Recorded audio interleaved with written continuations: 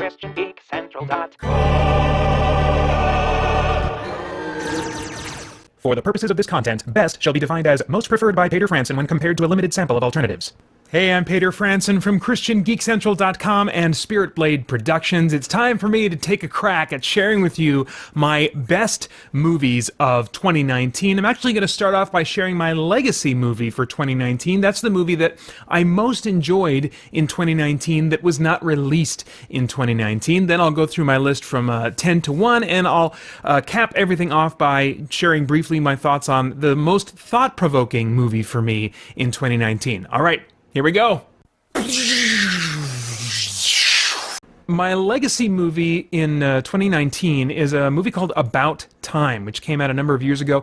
This was actually the second time that I'd seen it, but I think I was just reminder, maybe the impact hit me even harder this time than the first time. It's a time travel fantasy. Don't watch this movie expecting the laws of time travel that they set up to make sense. They even really try to brush them off and try to keep you from thinking about them too much. It's not that kind of movie. It's more in the way that time travel is handled in there's nothing else that really comes to mind. But anyway, this is a movie about a man who just turned, I think 18 or 21 or something like that, and his father tells him that the men in their family have always had the ability to travel through time. And then he begins to experiment with this and affect his life and his life choices with a bunch of do-overs and stuff. And so there's a lot of charming comedy that you would expect to come along with it, but what I wouldn't have expected is how moving love is in this movie, how it's portrayed by the family that this guy has, this 20-something guy has. They love each other so unconditionally. You know, when he brings his fiance or his girlfriend come to meet the family, you know, his mother, in a private conversation between the two women, says to her, "So what are your faults?" It's this really crazy, bold questions. What are your faults, you know? And she's kind of taken off guard a little bit, but then she starts to open up and share, you know, and the mother just kind of nods and says, yeah, and then she kind of shares about, you know, her own faults and, you know, and the dysfunction in their own family and stuff like that. It's just this very kind of open, hey, let's just be real and accepting of each other and understand that, yeah, we are broken and stuff, you know, but let's love each other in the midst of that, you know. So there was just a great example, I thought, of love between multiple characters in this story. There's also some powerful father-son elements. It's not primarily a father-son story, although after watching the first time, I kind of remembered it that way, and I think that's because of just how powerful I found the father-son elements. It is really more of, if anything, a fantasy romance, but even then, it's largely just a story about this guy. It's a coming-of-age story, but not coming of age in the sense of becoming a teenager. It's becoming an adult and entering into marriage and parenthood and stuff like that, you know. It loses some points for stripping the lead actress down to her underwear when it was totally unnecessary, but it otherwise captures really some beautiful things about romantic relationships and marriage relationships and becoming a parent. Funny, moving, and charming. Very memorable movie for me, About Time. Number 10. Shazam! Missed with me in some significant ways. You know, it goes for family drama, which I do appreciate them going for that, but the script and dialogue sometimes felt choreographed in terms of even the way people would walk around. I just sensed actor-y types of choices being made and shots that would be set up in ways that would make it really predictable what was going to happen next in that scene. You know, the foster parents felt a little, artificially sweetened, if I might say, and many of the jokes fell flat for me, but again, that's your mileage is going to vary significantly. And I also would have liked it to have more spectacle. I just wanted more money thrown at this thing because we're talking about a character that is on basically the same level as Superman in almost every respect. But what I did like about it was Zachary Levi. I mean, he made this movie for me. He so endearingly played Shazam, this idea of a kid inside of an adult body with superpowers and just all the fun that you can imagine might come from that. And he really improved the script, elevated the script, made moments work despite the script. You know, if I were to think of the funniest and most enjoyable moments in the movie, they wouldn't come with a line that's really memorable for me to quote to you. And that's because what made them memorable was the performance of Zachary Levi. I also like the actor playing Freddie Freeman, and he gave me some moving moments in this movie, and also I thought was perfectly cast as this kind of wisecracking chatterbox. He just fit that perfectly. And also I appreciate that the movie is permitted to go dark in some scenes, surprisingly dark, given how light the tone is for much of the rest of the movie. It's this really unique kind of equal balance between action and comedy, where one is not really, I think, dominant over the other. So it is a unique movie. I do have some level of investment in the universe, and I really appreciated Zachary Levi's performance. There are, as I said, some things that would keep it from being higher on my list, and this is definitely going to be one that I won't necessarily want to watch again much myself, but it's one that I know I'll enjoy watching with my boys. Number 9. Hellboy was a surprisingly solid experience for me in a weird way. It took about the first half of the movie for me to really get invested. It felt like it was moving kind of slow. It's also more story-driven than character-driven, especially in that first hour. And for me, I really connect with character-driven stories, and story-driven or plot-driven stories, you know, tend to be largely uninteresting to me. And that's what it was for about at least the first hour. But, you know, it in the second half really got some scares out of me, really had some disturbing moments. It like really amped up the horror elements in a way that the Guillermo del Toro Hellboy movies didn't. The CGI felt undercooked at times, which is a little bit disappointing. Even for someone like me that is cursed with an eye that spots CG, the CGI seemed to fall short just a little bit. But I really appreciated David Harbour and what he brought to Hellboy. It's not an easy thing to act through makeup that's that heavy and that really obscures the muscles of your face so that you can't see the expression near as easily. So it helps that Hellboy is a stoic kind of gruff character, but I really appreciated what he brought for that character and how it was different from what we'd seen on screen for Hellboy before. And the movie also used a good dose of both practical effects and makeup to go along with the CG, and it just gets a lot of points for me for mashing up the superhero genre with kind of like the supernatural horror genre, and there's another example of that on this list that I liked even more further down. But I did enjoy my time with Hellboy enough in the second half that it actually lent some legitimacy to my experience of the first half, and I can't really explain it, but as I look back at the first half of the movie, I see it in a better light given how much I enjoyed the second half. So an unusual experience. I definitely have some minor gripes with it, but I found Hellboy to be a very solid experience for me this year. Number 8. Ad Astra, it really stands out to me as one of the few heavily dramatic sci-fi movies of the year.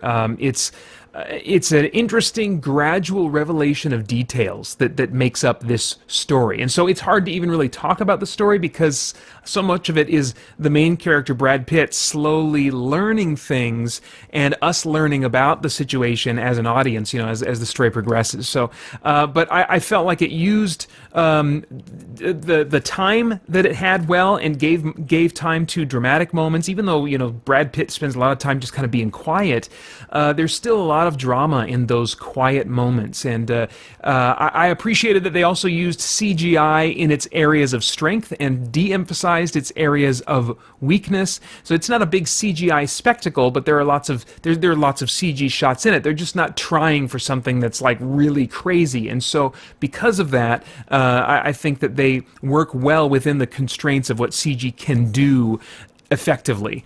I also like the sound design in this movie. It really played up the vacuum of space and the sense of claustrophobia in space and the fragility of human existence in space, despite it being this big open, universe or solar system in this case.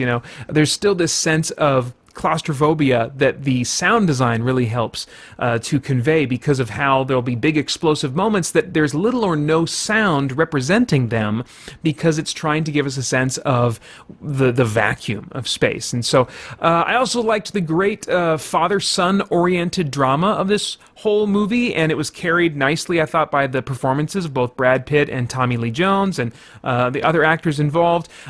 As a little side note, I found it was interesting that theists are presented in a pretty positive light, and so I appreciated that. There's a really a valuable theme about the importance of our relationships in this movie that I felt really improved me, not like, my character permanently, but I'm just saying that after I watched that movie, I was thinking about some things that were good for me to think about, and that were important for me to think about, and that I think are important for a lot of geeks to think about. So there is some inconsistent, strange things, like the treatment of gravity in this movie is, I'm like, there should be there should be stuff happening. People should be bouncing around a little bit or something when they're on the moon. The whole moon base sequence, I'm like, I don't understand why gravity doesn't seem to be functioning the way it would in the scene, and they never explain it. And it's not a movie that I think is going to be something I'm going to want to watch again and again. Like, there's a new experience to have every time. Part of that's because of the way the plot is revealed. Once it's all revealed, then it's all out there. You've had the experience.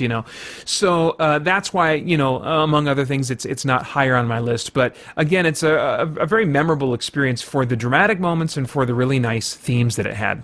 Number 7. Alita Battle Angel. Now, this is a movie that would be on a list of movies I'm most likely to not get invested in, but somehow I was. I was drawn into the stakes of the story. I was drawn into the characters and what they cared about. Alita in particular, she's so powerful physically, but yet so vulnerable emotionally, and I just and they gave time to invest in her character, her relationship, specifically her relationship with her father figure, played by Christoph Waltz, so wonderfully and tenderly, and with this quiet yet fierce love for her. And so I was really invested in both of those characters and their relationship, and wanting their relationship to work despite the conflict that can come in some parent-child relationships, especially in the as the child is coming of age, which is what this story represents in many ways. It really helped me, what they did as actors and what the script did and what the editing of the movie gave time for. That allowed me to invest in the drama of the story very easily, so that I could even stay invested when the CGI was unconvincing to me. I would say that one of the main reasons this isn't higher on my list is the ending. I didn't feel like it had a proper ending. It's not a cliffhanger, but it felt yanked out from under me. They set up kind of like an ultimate end, an ultimate bad that needs to be dealt with, and they don't get us there in this movie. And it seems like they're going to get us there, and then suddenly the movie just kind of ends, and like, oh, I guess they're saving that for another movie. And so that was a real disappointment, so much so that I walked out of the theater with a bad taste in my mouth. And like whether or not this movie gets a sequel will completely determine whether or not I ever watch it again, because I hate to enjoy so much of a movie and then have an ending that is so disappointing to me. And a sequel would turn that disappointment into just a mere brief rest as I take a break before moving on to the sequel, which would then complete the story that I feel like this movie really is setting up. So, I really enjoyed Alita Battle Angel, but for the ending, and I really hope that it gets that sequel. Number 6. Ka-ding. Oh man, Brightburn. When I saw the trailer for this, I was like, I'm in.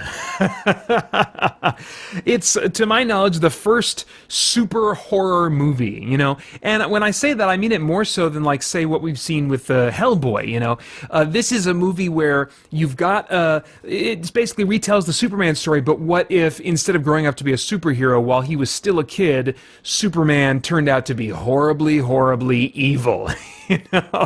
And so we see it's told like a horror movie. We see it very often from the perspective of the victims of this little super kid, and it's great. I think it's great that we've arrived at this point where superhero films are ubiquitous enough that someone says, hey, let's take a left turn and let's do something totally different. and there's a market for it, you know. And so I've known for years through reading comics that you can tell all kinds of stories with the backdrop of superheroes and people with superpowers and stuff. And so to see it happening in movies now is really, really cool. It's got some nice character drama, some nice family drama in this, which, you know, a lot of horror movies, they'll just say, let's just cast some young, good-looking, you know, teenagers or 20-somethings and just have them scream and run around and, you know, look sexy before they die, you know. And I really don't like those kinds of horror movies. I don't get invested in the drama. I'm not on the edge of my seat because I don't care about any of the characters. But if you give me characters that are actually a bit fleshed out and have motives that you can relate to, and, you know, reasons to sympathize with them, then when they're in trouble, then oh my gosh, I'm on the edge of my seat. And that was certainly the case here because of how well I thought they portrayed the mother and father in this story.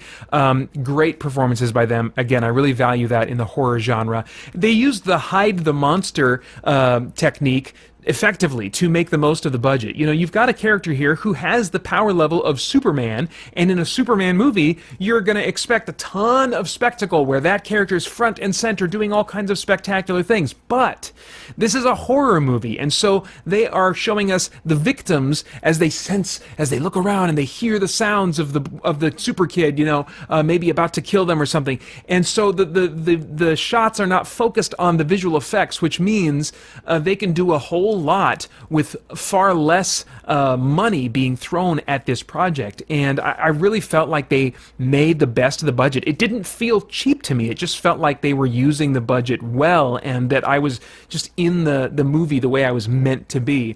And I think also, on top of my enjoyment of the movie in general, there's some worthwhile parallels for parents to consider as their kids are entering into a more adversarial age, those preteen and teen years, and how do we navigate that, you know. I mean, there's a lot of differences between what's going on in this story, you know, but I think there are some parallels there that are probably even intended by the script, that are worthwhile maybe for parents to think about, or at least just get a chuckle about as they think about, oh my gosh, well, at least my kid isn't trying to kill me, you know.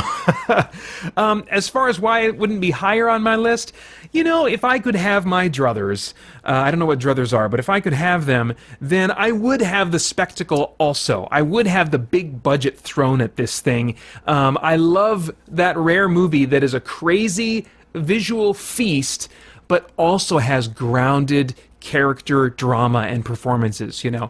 And so this one definitely had the nice character performances and the grounded drama and stuff. Didn't have the spectacle that I would have if I was really just dreaming and wishing, you know. But I mean, that's not a real complaint. It's not a movie that I'm probably going to watch a ton of times. I definitely got what I wanted out of it the first time, and maybe one or two more viewings will do it for me. But it's not one that I'm going to be like, oh my gosh, I'm going to watch this every year. But it will be one that when someone comes over and, you know, maybe interested in watching a movie, I'll say, hey, have you ever heard of a movie called Brightburn? And then rather than watch the movie, I'll kind of be watching them and just enjoying another person's reactions to this crazy, awesome concept. So that is definitely why Brightburn is this high on my list. Number 5. Boom, mother trucker! Terminator Dark Fate did not do very well with audiences. It's not done well in the box office. I think it's also not been received well by a lot of critics, but I really, really enjoyed this one. And I think it's because it gave me what I wanted from a Terminator movie experience, you know. I'm not expecting from this kind of movie like a lot of drama, a lot of heavy drama. I would really like that, and this gave me some of that. I mean, it had lots of great action and also destruction and set piece moments that used a lot of practical stuff, big vehicles, which the Terminator movies are known for, and big explosions and stuff that didn't feel like they were all produced through CG. You know, it felt there was a heaviness, a weight to the spectacle and the action in this movie. There was a realness to it in many respects, even though there was a lot of CGI thrown in as well. So yeah, good practical stuff mixed in with the CG, and oftentimes practical stuff in the center of the action. There were some good brief character drama moments with the new characters that were introduced, and I thought that there were good performances by them and the returning actors as well. But standing out to me more so even are the new actors. who I thought delivered performances that I invested in even more than those from Linda Hamilton, who was like gave a wonderful performance in Terminator 2. And I think I actually, well, maybe it's my stage of life, but I think I invested a little bit more emotionally in the performances of these new characters than even in Hamilton's performance in Terminator 2. Speaking of that movie, this one in the score evokes the music of Terminator 2, that sort of industrial style, but with new themes, so it's not like too on the nose, which I really appreciated. And thematically, it also continues to draw a clear line between the personhood of people and the false personhood of AI, which I always appreciate when sci-fi chooses to do that. It doesn't happen all the time, but I'm a little disappointed that this movie, in its plot, really asks us to discard all but the first two Terminator movies and just treat them as though they never happened. And that's a shame, both because some of those are solid movies, maybe not like awesome movies, but they're solid movies, comparable in many ways to the quality of this movie, although I do think this is the one I have enjoyed most since Terminator 2 Judgment Day. But it's also a shame because this movie owes a lot to those movies that it is now asking us to ignore. There are concepts and ideas that are presented in those movies that this movie takes and plays with in different ways, but we've seen it in some form first in these other movies that it's now saying, those aren't good enough to remember, And so I really think that's a shame, and for that reason I've been trying to figure out some way in my, geek mind to, find, to make it work somehow. Some stupid, horrible, bad logic that works only in science fiction that could allow this to be part of the same continuity as those other films. I also feel that it leaned on CGI stunt doubling a little bit too much, but that's a minor complaint that happens a lot. I think that this is, I really love the Terminator franchise. I love the Terminator concept, so that certainly is playing a part in why this is as high on the list as it is, but I also thought it was really solid. A lot of the visual effects that I thought were going to be unfinished because of some early trailers that I saw looked much better on the big screen in the final product. And again, the emotional investment, there was some nice moments for that in the new characters. And so, yeah, this was overall really, really a great experience for me. So, yeah, I'm very glad that I saw Terminator Dark Fate and can't wait to get it on Blu-ray. Number 4. Glass is part 3 of a 3-part something. I don't know if it's a series or it's just a shared universe type thing, but we started with Unbreakable, and then we had Split, which at first didn't seem at all related to Unbreakable, but was revealed to be part of the same universe at the very end of Split. And now we have Glass that brought the characters from all those movies together, including the supporting characters, which were really vital parts of my investment in the story and the drama of this movie. It's wonderfully character-driven for me, and that's really important to me, as I said earlier. I think more so than like story-driven type stuff, I like character-driven stuff, and these were all tragic characters that the main characters, that I sympathized with in various ways, even though, like, Mr. Glass is obviously a bad guy, and so is the split personality guy, but there's some good in him too. He's got multiple personalities, and there's also these supporting characters who, through their interactions and through the thoughts that they express about the main characters, really propelled my investment in the story and in caring about what happened to these characters. I thought that Bruce Willis and Samuel L. Jackson both delivered great performances in their roles again, but James McAvoy is the standout to me. Just like, wow, all those different characters that he created in Split, he brought them back and they felt just as fully realized and like eerily realized in his performance. I really think that he should get an Oscar. I don't think he will, because I'm very jaded and bitter about the Academy actually giving out those awards to the entities and people that deserve them. but man, if I were giving those out, I would give Best Actor to James McAvoy. I think this movie had a challenging ending that at first I did not like. I did not like at all. It wasn't until the drive home from the theater that I started thinking about it a little bit more, and suddenly I saw it in a different light, and I was moved in a very unexpected way as I contemplated it, and so I really came to appreciate the way that this movie ends. The action scenes I found to be incredibly intense, but not because of some big budget and spectacle attached to them. No, it was because of my investment in the characters. Despite the action scenes not being these huge CGI, events, it was caring about what they wanted, what they didn't have, the tragedy of their situation, and what might happen to them if they don't succeed in what they want to succeed in.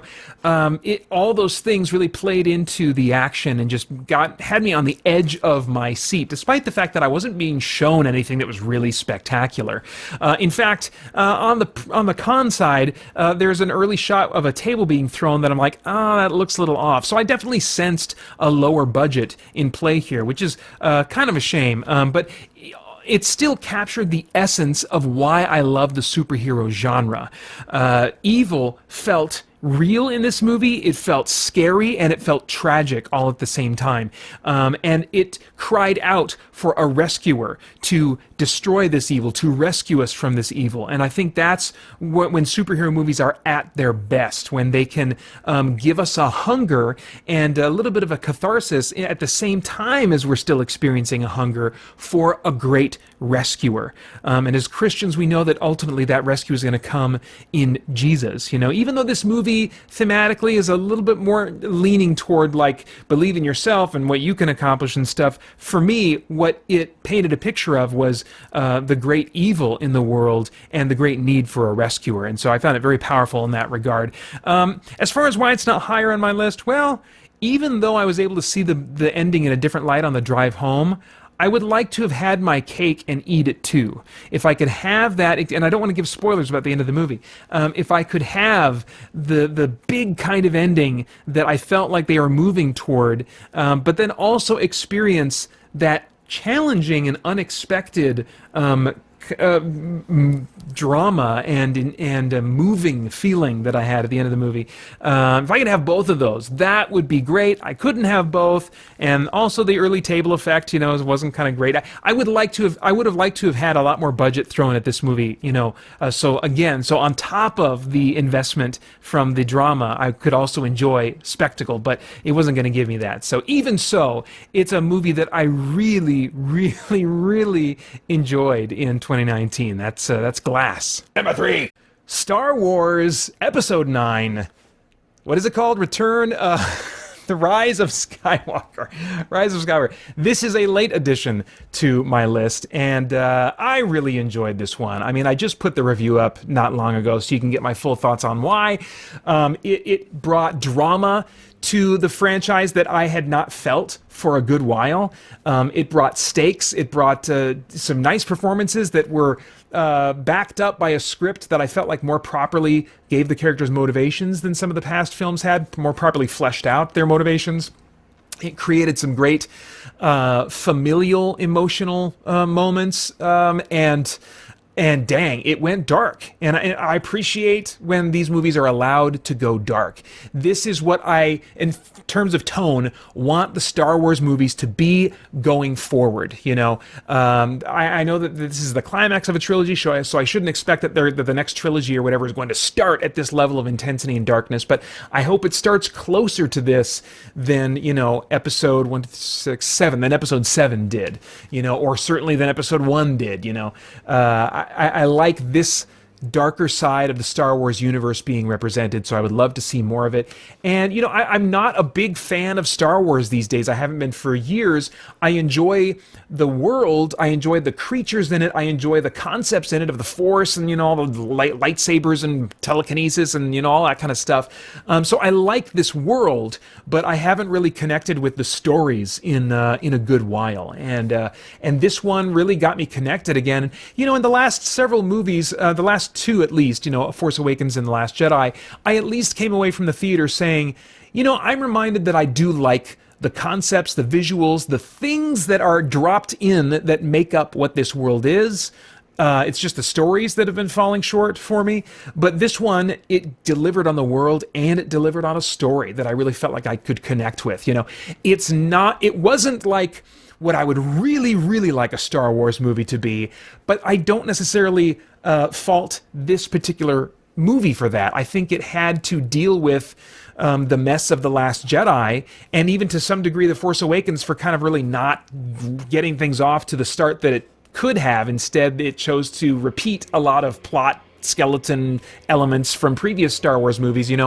I felt like this movie just had a lot of catching up to do in terms of giving us new story, new ideas, new content, instead of repeating and echoing and making up for and fixing, things from previous movies. So, but man, I really, really enjoyed this experience, and because of it, I anticipate what the next movie will be that comes from the Star Wars universe, but I'm still like, okay, this was good. Now give it like 5 years to rest. Keep giving us the TV shows and stuff like that, but take your time and really make sure that you get your best foot forward before you start another one of these trilogies. But yeah, great movie experience for me in 2019, and one that I got to enjoy with my son as well. First Star Wars movie we both saw together for the first time, both of us in the theaters. That was a really special experience. So yeah, great experience. Star Wars, the Rise of Skywalker. Number 2. Spider-Man Far From Home. They get it.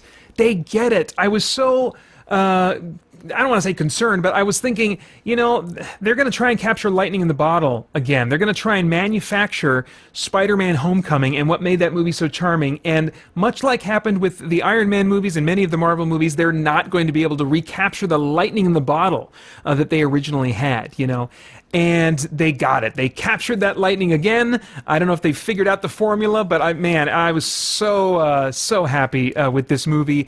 It had action and heart and drama, and it had humor that grew out of who the characters were instead of just being random snappy comebacks and stuff.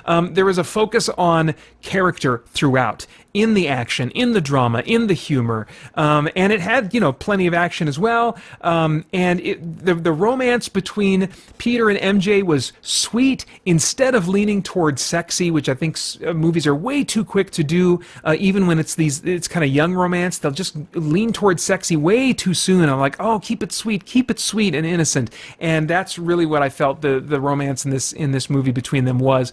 And there's a great midway game changer in the story that was wonderful to see. And even though I'm familiar with all these characters, for some reason it still took me by surprise. It was great.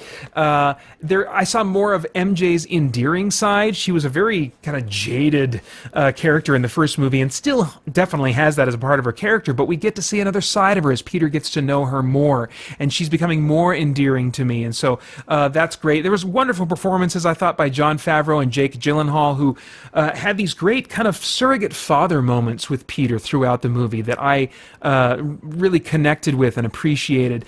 And also CGI in this movie. I mean, there's tons of crazy cool CGI stuff going on. All of like the stuff in the back half of the movie after the thing is revealed and the dude, and they can't talk about it. But like all the stuff that the real foe that Peter has to face and the nature of that foe's abilities just created some wonderful scenarios that were constantly like surprising me. I loved all the little surprises in addition that were in the back half of the movie, in addition to that big surprise in the middle. So enjoyable, so different from what we've seen before in a lot of superhero movies in terms of what kind of villain they're going up against and what kind of challenges that villain poses to the hero. Really enjoyed all that Spider-Man was up against in the back half of this movie. And again, coming back to CG, there's a ton of CG, and yeah, to my cursed eye, a lot of it looks like CG. It looks like just really textured cartoons. But they also used CGI, understanding, I think, both its strengths and its weaknesses. They didn't try to be too bold when they would do a body replacement for Spider-Man and make it a completely CGI character. They really tried to de-emphasize that, they wouldn't show his face a lot. I feel like that's kind of a cocky move on the part of the special effects team if they're going to show us the face of their CGI guy and try to convince me that that's the real actor.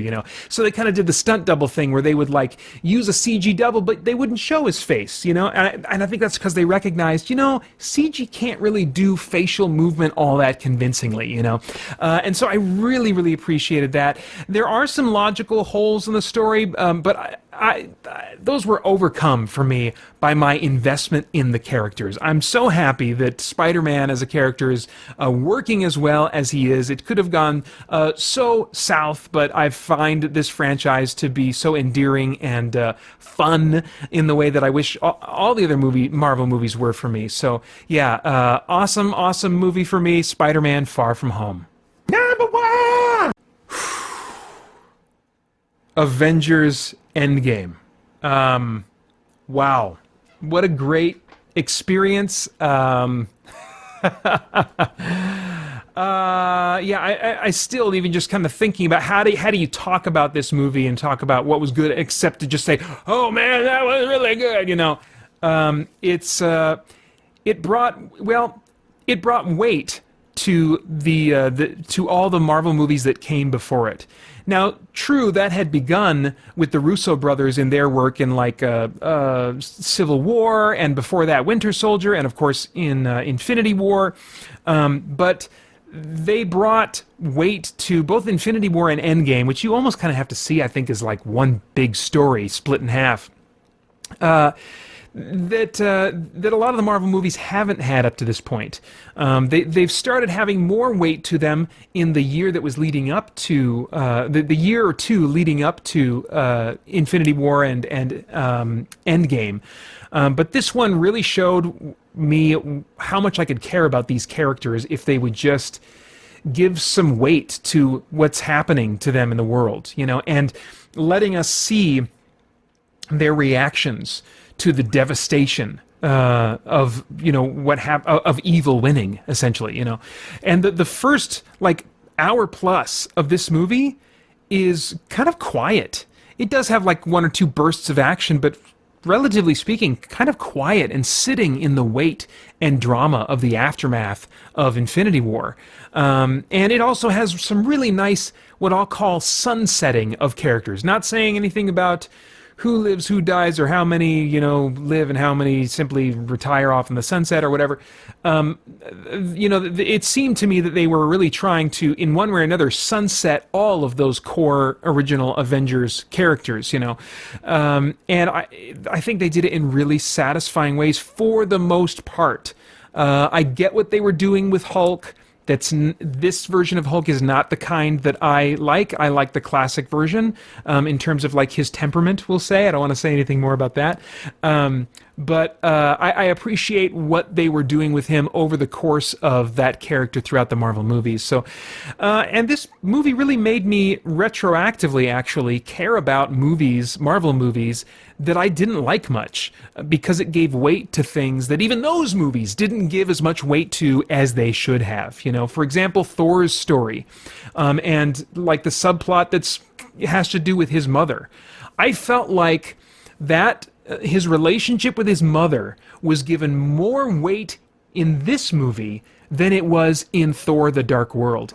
And it retroactively made me invest more emotionally in Thor: The Dark World, and that was the case for a number of little things about a number of the Marvel movies that came before Endgame, because it gave more weight and value to these movies than they gave themselves, I think, in many cases. And they also had jokes in this movie, which Marvel movies are certainly known for, but what they figured out in this movie, in my estimation, is how to put jokes in a situation without diffusing tension or drama. I think when you just have a character that's a wisecracking character, and they're just and they say their little line, and when the world's falling apart around them, then you feel like, geez, don't they care? I mean, are they not really feeling this, Whereas this one, when people were making jokes, it came across maybe as a coping mechanism instead of just a disconnect from what was happening around them, And so they made humor work without taking away from the tension of the action or the drama of the devastation. This story has weight and consequence, and that is so important to me in superhero movies, that the stakes be taken seriously. I don't mind humor. Sometimes I even like it. In fact, I'm more likely to laugh out loud at it if it's born out of who the character is that is having the funny moment, rather than just some random wisecracking line. But man, I don't know what they're going to do to kind of keep moving the Marvel universe up and getting better and better and getting fans more and more excited. I've already heard from several people that are just kind of like, I've kind of like lost interest in the Marvel movies a bit, because they've done what they can do. How can they go beyond this, and how can they go further and higher and soar higher than this movie? And so they may not. In fact, I suspect that even though there may be some great Marvel movies in the future, that Infinity War and Endgame will be seen as an historic high point, and it should be considered that, because it represents also an accomplishment of Marvel and their movies over the last 10 plus whatever years. So really, really a special experience, a special movie in a number of ways. I enjoyed it for its great, awesome action and spectacle and stuff. This is the example of get my cake and eat it too, where I get all the crazy visual feasting, but I also get some really nice, moving character moments and character story. So yeah. What a great movie, Avengers Endgame. All right, I'm going to finish things off by just mentioning briefly my most thought-provoking movie of the year. I've already talked about it in my countdown, and that's Ad Astra. And this movie just had me reflecting on the importance of relationships, just relationships in general. We had a character in this movie that was shown to be going down a very dark path the more he isolated himself from others. And I think that should be a sobering kind of a red flag for us as geeks, that isolation is a dark path. And even though we may prefer in many instances to be alone, I certainly prefer to recharge when I'm by myself. That's how I get recharged, is by being alone. But I mean, we can't afford to just keep pursuing that and staying in that place, because relationships are so vital to our well-being, and they are ingrained in the purpose that God has made us for. And so I was thinking about relationships, friendships, thinking about family relationships, my relationship with my dad, the kind of relationship that I want to have with my own boys. So this movie was good for me. I think it could be good for a lot of geeks. And so for that reason, if none other, I hope you'll consider checking out Ad Astra if you haven't before. All right, those are my thoughts. I'd love to get your favorite movies of the year, or the movies that you found most thought-provoking. You can share all that in the comments below. And then, of course, I hope you'll join us over at christiangeekcentral.com as we continue to geek out and seek the truth. Hey guys, thanks for tuning in. We've got a ton going on here at Spirit Blade Productions and Christian Geek Central, including our in-depth Bible study for geeks, movie, game, and other entertainment reviews or commentary, live streams, Christian geek news, original audio dramas, and tons more. And on top of all that, you can become a Spirit Blade insider with an influential voice and get access to exclusive content and rewards. It's your involvement as a patron that will keep all of this going and growing. So I want to thank you for your consideration in that. For more information, please check out our Patreon page through the link below at patreon.com/spiritbladeproductions. Thanks for listening.